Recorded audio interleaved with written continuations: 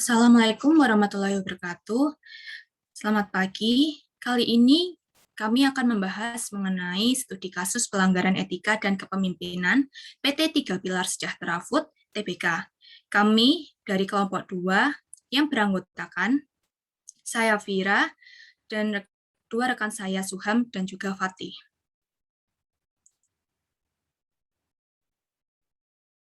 Dalam kasus ini, kelompok kami akan menganalisis kasus pelanggaran etika dan kepemimpinan yang terjadi pada PT Tiga Pilar Sejahtera Food (TBK). Selanjutnya, mengenai kronologi kasus, di sini kami menggambarkan alur kasus dari PT Tiga Pilar Sejahtera Food. Pada hal ini, berawal dari kesulitan keuangan yang dialami oleh PT Tiga Pilar Sejahtera Food (TBK) yang mengalami kesulitan bayar bunga dan pokok obligasi serta yang berujung pada gagal bayar. Puncak pada perseteruan ini dalam internal perusahaan terjadi pada tahun 2018, di mana diadakan rapat umum pemegang saham luar biasa yang menggantikan jajaran direksi lama yang dipimpin oleh Stefanus Joko Mogoginta dan digantikan oleh Hengki Kostanto sebagai direktur perseroan yang baru. Hasil dari RUPS luar biasa juga memberikan mandat kepada manajemen baru untuk melakukan audit investigasi terhadap laporan keuangan TPS Food. Lalu, manajemen baru ini menugaskan pada EY untuk melakukan penelaahan atas beberapa akun dalam laporan keuangan. Pada tahun 2019, EY menyampaikan laporan hasil investigasinya yang mendapati dugaan adanya penggelembungan atau overstatement senilai 4 triliun oleh manajemen lama, dan hasil tersebut sudah dilaporkan oleh manajemen baru kepada Bursa Efek Indonesia. Selanjutnya, pada tahun 2020, ada pengumuman penghentian sementara oleh OJK, di mana hal ini diumumkan atas hasil dari laporan investigasi dari EY. Pada tahun 2021, Majelis Hakim Pengadilan Negeri Jakarta Selatan menjatuhkan vonis kepada kedua mantan direksi PT Tiga Pilar, yaitu Joko Mogiganto dan Budi Istanto, dengan hukuman 4 tahun penjara dan denda masing-masing 2 miliar. Next.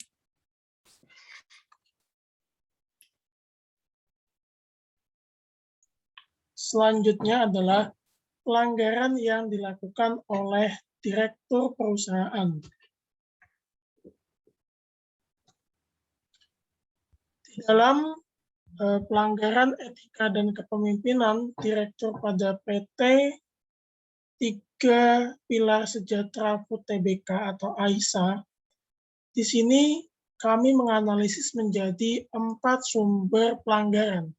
Yang pertama adalah pelanggaran terkait dengan perusahaan afiliasi, di mana sebetulnya perusahaan afiliasi yang menjadi penyaluran keuntungan dari perusahaan induk itu merupakan perusahaan rintisan pribadi, sehingga direktur utama maupun direktur sumber daya melakukan sejumlah pemindahan uang ke perusahaan rintisan pribadinya yang diatasnamakan sebagai perusahaan pihak ketiga.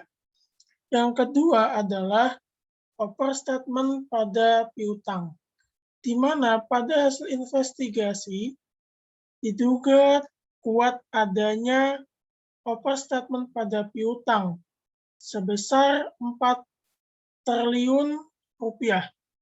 Hal ini didasarkan pada investigasi yang dilakukan oleh Ernst & Young pada tahun terjadinya kasus tersebut. Yang ketiga adalah pelanggaran pada sisi overstatement EBITDA, di mana hasil temuan menemukan sejumlah 329 miliar yang mengalami overstatement pada sisi akun EBITDA. Dan yang terakhir adalah terjadi offer statement pada akun penjualan senilai 662 miliar. Hal ini mengindikasikan bahwa adanya dugaan kuat dan motif tersembunyi dari direktur untuk meningkatkan kepentingan pribadinya di atas kepentingan pemangku kepentingan atau stakeholder dan juga shareholder atau pemegang saham. Nah, kemudian berdasarkan pada laporan Glens Employer.id, PT 3 Pilar Sejahtera Food Tbk itu mengalami 3 prinsip etika kepemimpinan yang dilanggar. Yang pertama adalah sikap berkeadilan, di mana direktur tidak memastikan adanya penyelenggaraan prinsip manajemen yang baik dan sehat.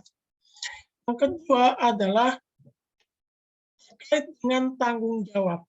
Manajemen puncak tidak memiliki tanggung jawab sebagaimana layaknya pemimpin. Hal ini terlihat kuat dari adanya kasus dugaan penyelewengan dana ke perusahaan rintisan pada masing-masing direktur. Dan yang ketiga adalah kejujuran, di mana direktur tidak menunjukkan adanya nilai kejujuran atas perusahaan rintisan yang diatasnamakan sebagai perusahaan pihak ketiga.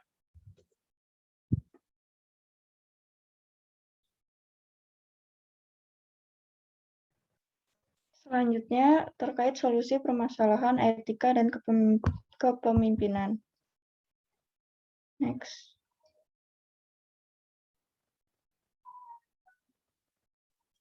Jadi solusi untuk permasalahan etika itu yang pertama dari internal seseorang, di mana meningkatkan religiusitas. Etika erat kaitannya dengan moralitas, dan moralitas terletak dalam sikap hati seseorang. Sikap hati ini tidak terlepas dari hubungan transendensi manusia dengan Tuhan. Oleh karena itu, peningkatan religiusitas diperlukan untuk memperkokoh sikap hati.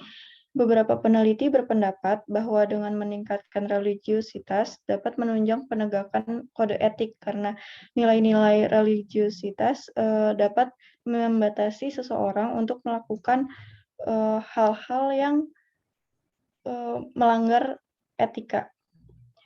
Lalu yang kedua, dari organisasi dengan mendesain sistem.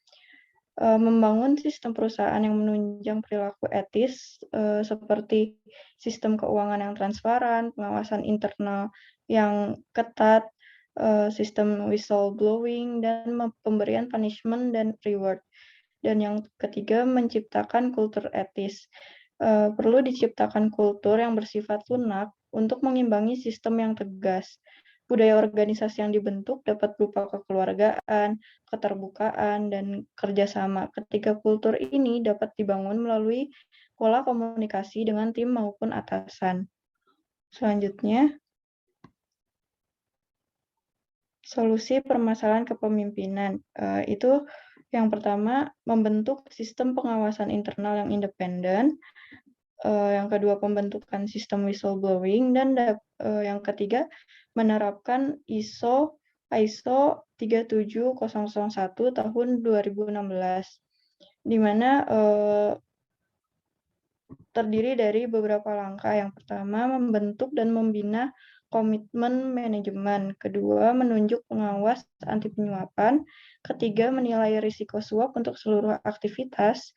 Keempat, menetapkan dan mewujudkan kebijakan, prosedur, ataupun kontrol lainnya berdasarkan risiko suap yang mungkin terjadi.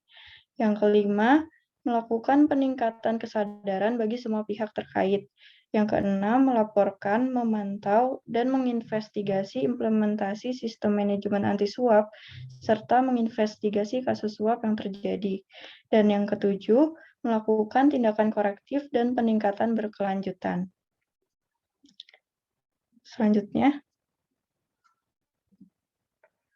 perlu diingat bahwa pemimpin beretika adalah seseorang yang adil, jujur, dan terpercaya. Pemimpin seperti ini membuat keputusan secara seimbang dan adil, serta peduli dengan keadaan dan kesejahteraan bawahannya dan berperilaku etis, baik dalam kehidupan pribadi maupun profesional mereka.